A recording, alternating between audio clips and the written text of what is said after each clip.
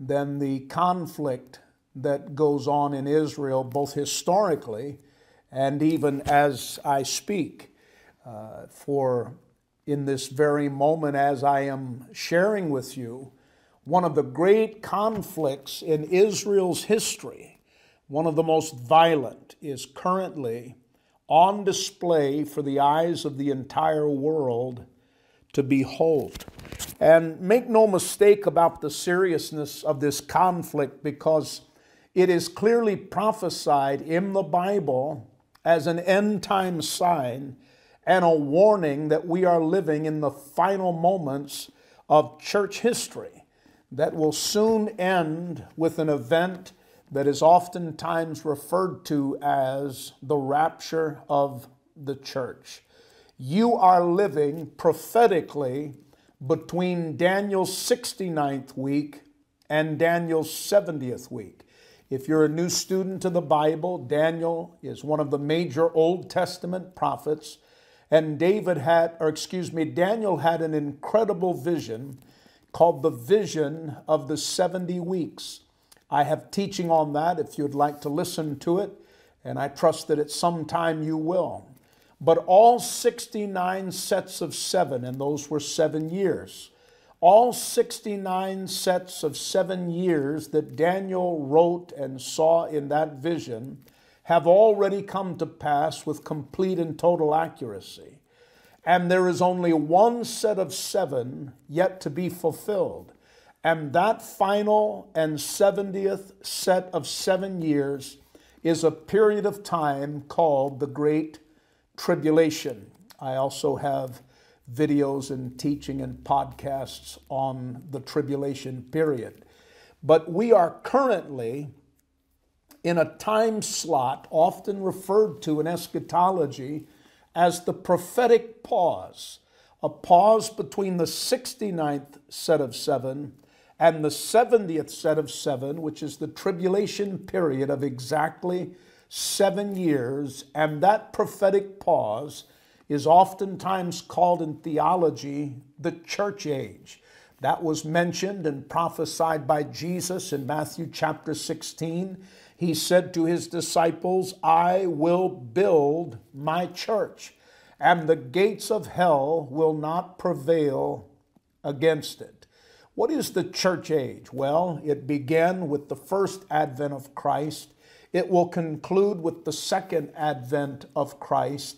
But it was a prophetic pause whereby the grace of God was made available to the Gentiles. Why? Romans 11 tells us specifically why.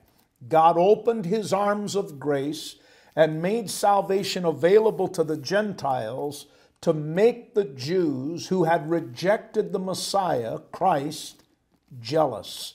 I'm not going to get into the layers of that today, but I want you to understand as we walk through this study that you are living in the church age. And the next major prophetic event is a signless event in Bible prophecy called the rapture. The accelerated increase of anti-Semitism, this hatred for Israel and for the Jews, is actually prophesied in the Scripture. And the Bible tells us that as we approach the end of the age, that it's going to escalate into a series of bloody wars that will culminate in Israel in a geographical place called the Valley of Megiddo.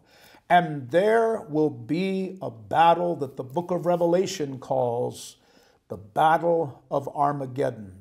And so in the very infancy of our Bible study today, I want you to see that there is a connection between growing hatred for the existence of Israel and for the Jewish people, and for anti-Semitism that seems to be like a bonfire in our world, in our cities, on our college and university campuses.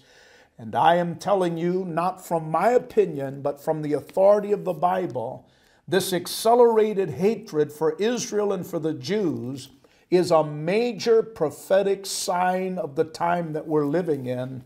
And you need to live every day ready to meet the Lord. If you're taking notes, question number 1, what does from the river to the sea mean?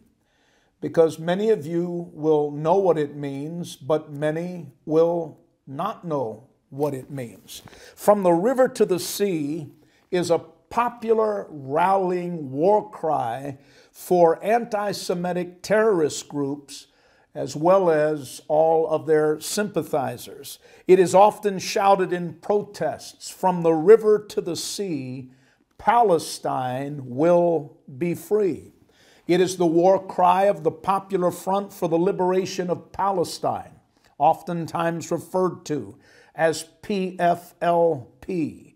It is the war cry of Hamas and the Taliban and almost every terrorist group calling for Israel's destruction and for the annihilation of Jews worldwide.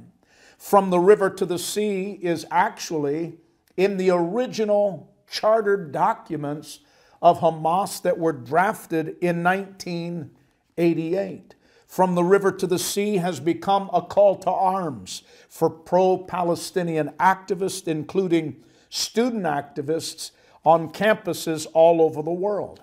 Approximately 30 miles or so, maybe 31, 32, 33 miles south of the Bible college that I serve as president, North Point Bible College and Seminary, is one of the most famous colleges in the world, and that's Harvard University. And Harvard, sadly, has been providing support for pro-Palestinian protests, and thousands of Harvard students are carrying out anti-Israel protests, shouting from the river to the sea, Palestine will be free. Not only carrying the banners and shouting the war cries and the hatred and spewing their bias, they are actually wearing headbands that, whether they realize it or not, are the headbands of terrorists and the headbands in particular of Hamas. And it's so sad to see this here in the United States of America, as well as many countries of the world where some of you may be watching. Massive crowds are protesting in American cities, openly spewing their hatred of Israel and chanting their support of their terrorist enemies. But now we understand from the river to the sea that it is actually a part of a terrorist charter. It is in the charter of Hamas in particular, drafted in 1988.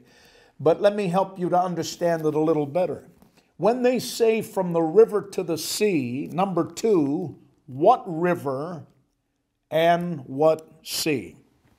In other words, what is the specific geography behind from the river to the sea? The river refers to the Jordan River. And I have a map and a visual that I'm going to leave on the screen for several seconds because I want you to see that the Jordan River, which rises on the slopes of Mount Hermon on the border between Syria and Lebanon, and it flows southward through northern Israel to the Sea of Galilee, oftentimes referred to as Lake Tiberias. The Jordan River, by the way, is the lowest flowing river in the world, and it's more than 223 miles or 360 kilometers in length. But because, as is the truth for almost all rivers around the world, it meanders, the actual distance between its source and the Dead Sea is about 124 miles or approximately 200 kilometers. It exits the Sea of Galilee and continues south, dividing Israel in the Israeli-occupied West Bank to the west from Jordan to the east before emptying into the Dead Sea, which is also the lowest place on the face of this earth. And so the Jordan River is the lowest river on the face of the earth, and the Dead Sea to which it flows is the actual lowest land point on earth. After 1948, the Jordan River actually became the marker for the frontier between Israel and Jordan from just south of the Sea of Galilee. But since 1967, in the War of 1967, when Israeli forces occupied the West Bank, the Jordan River has served as the ceasefire line. It's oftentimes in news referred to as the ceasefire line as far south as the Dead Sea. And so from the river to the sea, the river is speaking of the Jordan River, and the sea is referring to the Mediterranean Sea. Now, the geography of Israel, and I've had the privilege of being there on 3 occasions, is very diverse. It has desert conditions in the south, but it also has snow-capped mountains in the north. And Israel is located on the eastern end of the Mediterranean Sea. It is bounded to the north by Lebanon, to the northeast by Syria, to the east by Jordan and the West Bank, and to the southwest by Egypt.